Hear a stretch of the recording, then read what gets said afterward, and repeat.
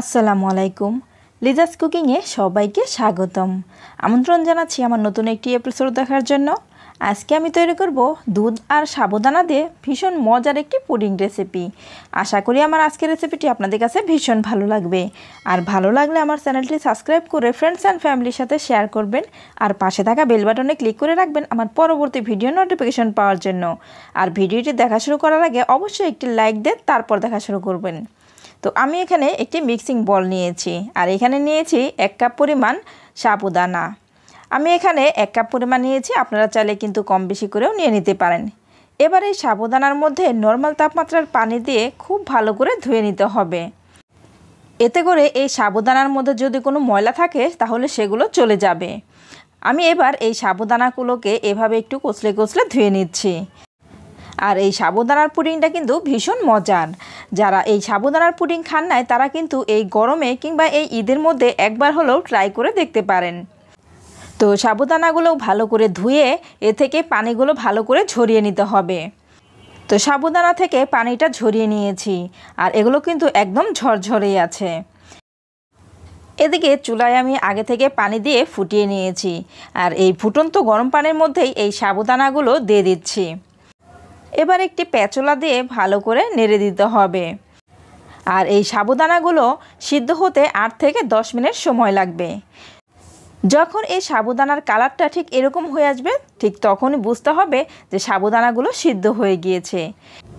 এবারে সাবুদানার মধ্যে দিয়ে দিচ্ছি সামান্য একটু ফ্রুট কালার। আর এই ফ্রুট কালার দিয়ে খুব ভালো করে নেড়েচেড়ে মিশিয়ে নিচ্ছি। আর এবারে এটাকে খুব বেশি জাল করে নেওয়ার কোনো প্রয়োজন নেই। এবার এই সাবুদানাগুলোকে আমি পানি থেকে ঝরিয়ে নেব। এর জন্য একটি ছাঁকনি নিয়েছি আর এই ছাঁকনির মধ্যে সাবুদানাগুলোকে ঢেলে দিচ্ছি। আর এই সাবুদানাগুলো ঢেলে দেওয়ার পর এখানে কিন্তু নর্মাল তাপমাত্রার পানি সঙ্গে সঙ্গে ঢেলে দিতে হবে। সাবুদানা থেকে কিন্তু গরম পানিটা চলে গিয়েছে। এবারে সাবুদানার মধ্যে অ্যাড করে দিচ্ছি ঠান্ডা পানি। এতে করে এই সাবুদানাগুলো ঝরঝরে থাকবে, একটার সঙ্গে একটা লেগে যাবে না। পানি দিয়ে এবার একটু প্যাচোলা দিয়ে নাড়াচাড়া করে দিতে হবে। এতে করে সাবুদানার মধ্যে যদি কোনো পানি থেকে থাকে তাহলে সেই পানিটাও ঝরে যাবে। সাবুদানার মধ্যে থেকে কিন্তু পানিটা চলে গিয়েছে। এবার এই সাবুদানাগুলোকে একটা সাইডে রেখে দিচ্ছি। এদিকে চুলায় একটি প্যান বসিয়ে দিয়েছি। এখানে দিয়ে দিচ্ছি আমি 3 কাপ পরিমাণ লিকুইড দুধ। আমি এখানে 3 কাপ দুধ ইউজ করেছি। আপনারা চাইলে সাবুদানা কম বেশি বুঝে সেই পরিমাণে দুধটা অ্যাড করে দিবেন। এবার এখানে দিয়ে দিচ্ছি 1/2 কাপ পরিমাণ চিনি।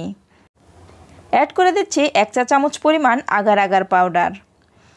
এবার এখানে দিয়ে দিচ্ছি সামান্য পরিমাণ লবণ। এতে করে এই পুডিংটা খেতে ভীষণ ভালো লাগবে। দিয়ে দিচ্ছি সামান্য একটু এলাচের গুঁড়া। এবার এই উপকরণগুলোকে ভালো করে নেড়েচেড়ে মিক্স করে নিতে হবে। আর এগুলো মিক্স করার আগে কিন্তু চুলাটা জ্বালানো যাবে না। এগুলো মিক্স করার পরে চুলাটা জ্বালিয়ে দিতে হবে, তা না হলে কিন্তু আগার আগার পাউডারটা দলা পেকে থাকবে, ভালো করে মিশতে চাইবে না।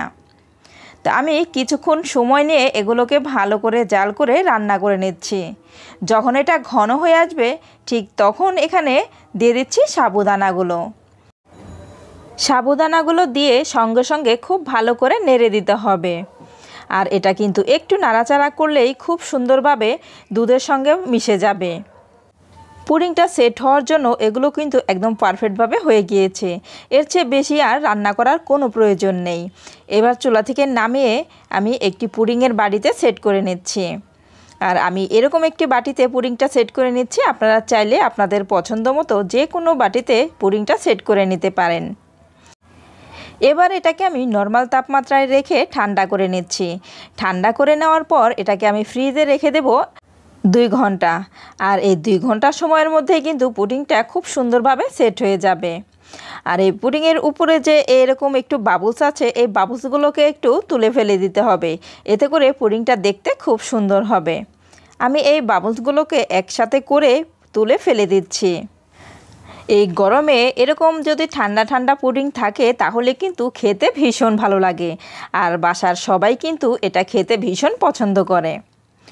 তো পুডিংটা কিন্তু আমি 2 ঘন্টা পর ফ্রিজ থেকে বের করে নিয়েছি। আর পুডিংটা কিন্তু খুব সুন্দরভাবে সেট হয়ে গিয়েছে। এবার এই পুডিংটাকে আমি এই বাটিটা থেকে তুলে নিচ্ছি। এর জন্য একটি নাইফ দিয়ে আমি সাইড দিয়ে এভাবে একটু ছাড়িয়ে দিচ্ছি। এতে করে পুডিংটা বের করতে একদমই ইজি হবে। পুডিংটাকে চতুর্পাশে এভাবে একটু সারিয়ে নিয়েছি। এবার একটি সার্ভিং প্লেটে আমি ঢেলে নিচ্ছি। প্লেটটাকে এভাবে একটু ধরে বাটিটাকে উপর করে দিলেই কিন্তু পুডিংটা খুব সুন্দরভাবে খুলে আসবে। আর যদি না আসে তাহলে উপর থেকে এভাবে একটু ট্যাপ করে দিলেই কিন্তু খুব সুন্দরভাবে পুডিংটা ছেড়ে যাবে। আমার পুডিংটা কিন্তু খুব ইজিভাবে বাটি থেকে খুলে এসেছে। আর আমি একটু দেখিয়ে দিচ্ছি পুডিংটা ঠিক কেমন হয়েছে। তো ফ্রেন্ডস, আমার আজকের রেসিপিটি আপনাদের কাছে কেমন লেগেছে অবশ্যই আমাকে কমেন্ট করে জানাবেন। আর যারা একেবারে নতুন রাঁধুনি, আশা করি আমার আজকের রেসিপিটি তাদের কাজে আসবে। আর যারা একবারও এইভাবে সাবুদানা দিয়ে পুডিং তৈরি করে খেয়ে দেখেন নাই, তারা একবার হলেও এই ঈদে এই সাবুদানার পুডিং তৈরি করে খেয়ে দেখবেন। আমার বিশ্বাস আপনাদের কাছে ভীষণ ভালো লাগবে। তো আজ এই পর্যন্তই, পরবর্তী পর্বে আবার দেখা হবে। সবাই ভালো থাকবেন। আল্লাহ হাফেজ।